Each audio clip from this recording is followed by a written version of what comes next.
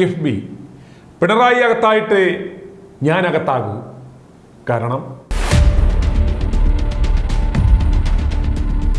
KIIFB masala bond എൻ്റെ മാത്രം കുഞ്ഞല്ലെന്നും കൂട്ടായി എടുത്ത തീരുമാനമാണെന്നും അതിൽ തനിക്ക് മാത്രമായി ഉത്തരവാദിത്വമില്ലെന്നും മുൻ ധനമന്ത്രി തോമസ് ഐസക്. ഈ തീവട്ടി ബോർഡിൻ്റെ ചെയർമാൻ മുഖ്യമന്ത്രിയാണ്. വെറും വൈസ് ചെയർമാൻ മാത്രമായ തന്നെ മാത്രം എങ്ങനെയാണ് ക്രൂശിക്കാൻ സാധിക്കുന്നതെന്ന് ചോദിക്കുകയാണ് തോമസ് ഐസക്. എൻഫോഴ്സ്മെന്റ് ഡയറക്ടറേറ്റിന് നൽകിയ മറുപടിയിലാണ് അദ്ദേഹം ഇക്കാര്യം പറയുന്നത്. മസാല ബോണ്ടിൽ തീരുമാനമെടുത്തത് മുഖ്യമന്ത്രി ചെയർമാനായ ഡയറക്ടർ ബോർഡാണെന്നും 7 പേജുള്ള മറുപടിയിൽ പറയുന്നു. കേസിൽ കഴിഞ്ഞ ദിവസം ഹാജരാകണമെന്നാവശ്യപ്പെട്ട് ED തോമസ് ഐസക്കിന് നോട്ടീസ് അയച്ചിരുന്നു. എന്നാൽ ചോദ്യം ചെയ്യലിന് ഹാജരാകില്ലെന്ന് തോമസ് ഐസക് അറിയിക്കുകയും ചെയ്തു. ഇന്നലെ വൈകിട്ടോടുകൂടിയാണ് EDയുടെ നോട്ടീസിന് 7 പേജുള്ള മറുപടി നൽകിയിരിക്കുന്നത്. തീരുമാനങ്ങളെല്ലാം എടുത്തിരിക്കുന്നത് മുഖ്യമന്ത്രി ചെയർമാനായ ബോർഡാണ്. 17 അംഗ ഡയറക്ടർ ബോർഡാണ് കാര്യങ്ങളെല്ലാം തീരുമാനിച്ചത്. ധനമന്ത്രി എന്ന നിലയിലുള്ള ഉത്തരവാദിത്തം മാത്രമായിരുന്നു തനിക്കുണ്ടായിരുന്നത്. ധനമന്ത്രി സ്ഥാനം ഒഴിഞ്ഞതോടുകൂടി തനിക്കതിൽ ഉത്തരവാദിത്വമൊന്നുമില്ലെന്നും തോമസ് ഐസക് നൽകിയ മറുപടിയിൽ പറയുന്നു. കിഫ്ബി മസാല ബോർഡ് സംബന്ധിച്ചും ഇതിലൂടെ ലഭിച്ച ധനത്തിന്റെ വിനിയോഗം സംബന്ധിച്ചുമുള്ള കാര്യങ്ങളിൽ മൊഴി നൽകുവാനാണ് തോമസ് ഐസക്കിനോട് ED അന്വേഷണ സംഘം തിങ്കളാഴ്ച ഹാജരാകുവാൻ ആവശ്യപ്പെട്ടിരുന്നത്. കിഫ്ബി കുരിശാകുമെന്നും ഈ കുരിശു തങ്ങളെയും കൊണ്ടേ പോകുള്ളൂ എന്ന് കണ്ടു പേടിച്ചാണ് ഇത്തവണ ഈ ഉടായ്പിന്റെ എല്ലാം കാരണഭൂതനായ തോമസ് ഐസക്കിനെ മന്ത്രിസഭയിൽ കൂട്ടാതിരുന്നത്. എന്നാൽ തന്നെ പൊക്കിയാൽ എല്ലാവരെയും കൊണ്ടേ താൻ പോകൂ എന്ന നിലപാടിലാണ് തോമസ് ഐസക്. കിഫ്ബി എന്ന ഉടായ്പ് ചട്ടക്കൂടിലൂടെ വെട്ടിപ്പ് പദ്ധതികൾക്ക് സഹസ്രകോടികൾ വകയിരുത്തുക, ആ പദ്ധതികൾ ഊരാളുങ്കൽ സൊസൈറ്റി വഴി പോക്കറ്റിലാക്കുക എന്ന തട്ടിപ്പാണ് ഇവിടെ നടത്തിക്കൊണ്ടിരുന്നത്. ഈ കിഫ്ബി എന്ന പദ്ധതി ശരിക്കൊന്ന് പിടിച്ചാൽ പിണറായിയും സഹതിപെട്ടുകളും ആയുസിൽ പുറം ലോകം കാണില്ല. ഇനി തോമസ് ഐസക് എന്തൊക്കെയാണ് വിളിച്ചു പറയുന്നത് എന്ന് കേൾക്കാം. ഈ സമൻസ് കോടതി വിധിയുടെ അന്തസ്സത്തക്കെതിരാണ്. അതുകൊണ്ട് ഇങ്ങനെയുള്ള സമൻസ് അയക്കുന്നതിന് പിൻവാങ്ങണമെന്നാണ് ആവശ്യം. അത് പിൻവാങ്ങുന്നില്ലെങ്കിൽ കോടതിയെ വീണ്ടും സമീപിക്കും. അതാണ് വ്യക്തമാക്കാനുള്ളത്. ഇതിൻ്റെ ബോർഡിൻ്റെ ചെയർമാൻ സ്ഥാനമായാലും വൈസ് ചെയർമാൻ സ്ഥാനമായാലും രണ്ടും എക്സ് ഒഫീഷ്യോ സ്ഥാനങ്ങളാണ്. നിങ്ങൾ മുഖ്യമന്ത്രി ആയതുകൊണ്ട് എൻ്റെ ചെയർമാനാവുന്നു, ധനമന്ത്രി ആയതുകൊണ്ട് എൻ്റെ വൈസ് ചെയർമാനാവുന്നു.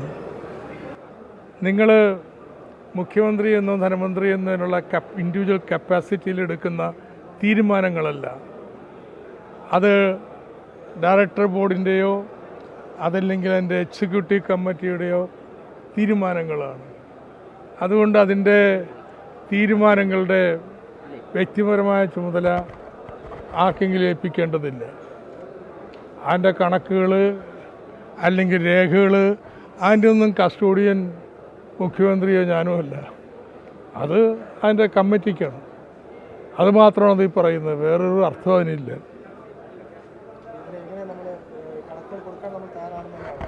അത് നമ്മുടെ നിലപാടെന്ന് വെച്ചാൽ എല്ലാ കണക്കുകളും എല്ലാ രേഖകളും കിഫ്ബി ഹാജരാക്കി കഴിഞ്ഞു. ഇനി അതിൻ്റെ ചെയർമാനോ വൈസ് ചെയർമാനോ ഒന്നും പ്രത്യേകിച്ച് വ്യക്തിപരമായിട്ടൊരു കണക്കും കൊടുക്കാനില്ല, ഒരു വിശദീകരണവും കൊടുക്കാനില്ല. കിഫ്ബി കൊടുത്തു കഴിഞ്ഞു. കിഫ്ബിയുടെ ഉദ്യോഗസ്ഥന്മാർ മുഴുവൻ ചെയ്തിരിക്കുകയാണ്.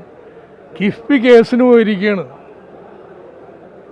ഇനി കൊടുക്കാനുള്ള ചോദിച്ചതെല്ലാം കൊടുത്തു. ഇനി പുതുതായിട്ട് എന്താ ചോദിക്കാൻ അവർക്കുള്ളത്? അതില്ലാതെ ഞങ്ങളെ ഹരാസ് ചെയ്യുന്നത് തെറ്റാണെന്ന് പറഞ്ഞാണ് പോയിട്ടുള്ളത്. അപ്പം ഞാനിപ്പോൾ കേട്ടു ഇതിങ്ങനെ കമ്മിറ്റിയിൽ നിന്ന് ഉത്തരവാദിത്വം വെച്ച് കൈ ഒഴുകുന്നതാണെന്ന്. കൈ ഒഴുകലൊന്നുമല്ല, യാഥാർത്ഥ്യമതല്ലേ. ധനമന്ത്രി ആയതുകൊണ്ടല്ലേ അതിൻ്റെ വൈസ് ചെയർമാനായിരിക്കുന്നത്, മുഖ്യമന്ത്രി ആയതുകൊണ്ടല്ലേ അതിൻ്റെ ചെയർമാനായിരിക്കുന്നത്. അത് എക്സ് ഒഫീഷ്യോ സ്ഥാനമാണ്. തീരുമാനങ്ങളൊന്നും വ്യക്തിപരമായി എടുക്കുന്നതല്ല. അതിൻ്റെ ബോർഡ് അല്ലെങ്കിൽ അതിൻ്റെ എക്സിക്യൂട്ടീവ് കമ്മിറ്റി കൂട്ടായിട്ടെടുക്കുന്ന തീരുമാനങ്ങളാണ്. അതിൻ്റെ എല്ലാ രേഖകളും നൽകിക്കഴിഞ്ഞു. ഇനി അപ്പുറം ഒന്നും പറയാനില്ല എന്നുള്ളതാണ് ആ കത്തിൽ എഴുതിയിട്ടുള്ളത്.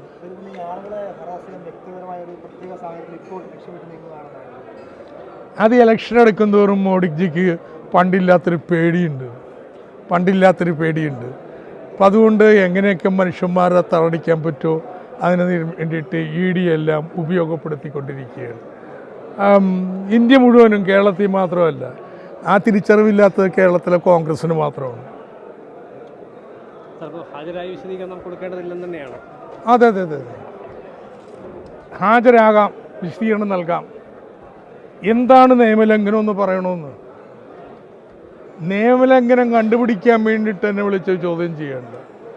കോടതി തന്നെ പറഞ്ഞ റോവിങ് എക്സ്പെഡീഷൻ, ഇങ്ങനെ കാടും പറഞ്ഞും തല്ലി ഉള്ളൊരു അന്വേഷണം, നിയമലംഘനം കണ്ടുപിടിക്കാൻ വേണ്ടി 1.5 വർഷം കണ്ടുപിടിച്ചിട്ട് അല്ലാത്ത കാര്യം ഇനിയിപ്പോൾ കണ്ടുപിടിക്കാനാ?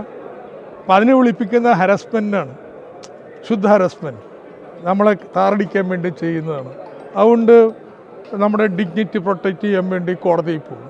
അതുകൊണ്ട് EDക്ക് ഒരു സൂചന നൽകിയിരിക്കുക, ഈ പണി അവസാനിപ്പിക്കുന്നതാണ്. ഒന്നുകിൽ നിങ്ങൾ എന്താ നിയമലംഘനം എന്ന് പറയണം.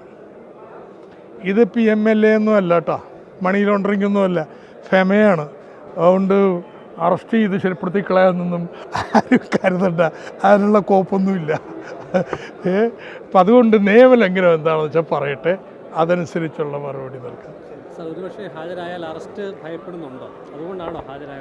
ഇല്ലെന്ന്, അതിനുള്ള വകയില്ല. മണി ലോണ്ടറിങ് ആണെങ്കിൽ ഇവർ പറയുന്ന അവസാനമേക്ക് ഒരു കോടതിയും ഇവർക്ക് എന്തും ചെയ്യാം. മണി ലോണ്ടറിങ്ങിന് അങ്ങനെ സുപ്രീം കോടതിയിൽ ഒരു വിധി വന്നിട്ടുണ്ട്. അത് ദുർവ്യാഖ്യാനം ചെയ്തിട്ടാണ് ഹാജരായില്ലെങ്കിൽ അറസ്റ്റ് ചെയ്യും എന്നൊക്കെ പറഞ്ഞു നടക്കുന്നത്. ഇതിപ്പോൾ അറസ്റ്റ് ചെയ്യാനൊന്നും ഇവർക്കാനുള്ള കോപ്പില്ല. അതുകൊണ്ട് വീണ്ടും പറയണത്, എന്താ നിയമലംഘനം എന്ന് പറയാം. അത് പറയുന്നില്ലെങ്കിൽ നിങ്ങൾ എന്താണോ 1ഉം 2ഉം സമൻസ് വഴി തന്നത്, എന്താണോ കോടതി തള്ളിക്കളഞ്ഞ് നിങ്ങൾക്ക് പിൻവലിക്കേണ്ടി വന്നത്, ആ സമൻസ് തന്നെ വേറെ രൂപത്തിൽ തരികയാണ്. അതിന് വഴങ്ങില്ല. ഇവിടെ അങ്ങനെ വന്നാൽ പേടിയൊന്നുമില്ല. അപ്പം ഞാൻ വീണ്ടും പറയണു, ഈ PMLAക്ക് ഈ അറസ്റ്റൊന്നും പറ്റില്ല. അല്ല, നമ്മുടെ ഫെമക്ക് PMLA ആണെന്നെങ്കിൽ അത് കളി വേറെ. ഏതും സ്വപ്നത്തിൽ പോലും അവർക്ക് പോലും മണി ലോണ്ടറിങ് ഒന്നും പറയാൻ കഴിയില്ല. അപ്പം അതുകൊണ്ട് നിയമലംഘനം പറയട്ടെ. നിങ്ങൾ ഈ നിയമം ലംഘിച്ചു, അത് സംബന്ധിച്ച് ചോദ്യം ചെയ്യാൻ ഹാജരാണെന്ന് പറഞ്ഞാൽ റെഡി. അതല്ലാതെ എൻ്റെ നിയമലംഘനം കണ്ടുപിടിക്കാൻ വേണ്ടി സെൽഫ് ഇൻക്രിമിനേഷന് വേണ്ടി ചെല്ലണമെന്ന് പറഞ്ഞു കഴിഞ്ഞാൽ അതിപ്പോൾ പോകാൻ കഴിയില്ല. i2i News, an eye for truth. i2i News subscribe ചെയ്തിട്ടില്ലാത്തവർ ഇപ്പോൾ തന്നെ സബ്സ്ക്രൈബ് ചെയ്യുക. നോട്ടിഫിക്കേഷൻ ലഭിക്കുവാൻ ബെൽ ബട്ടണും അമർത്തുക.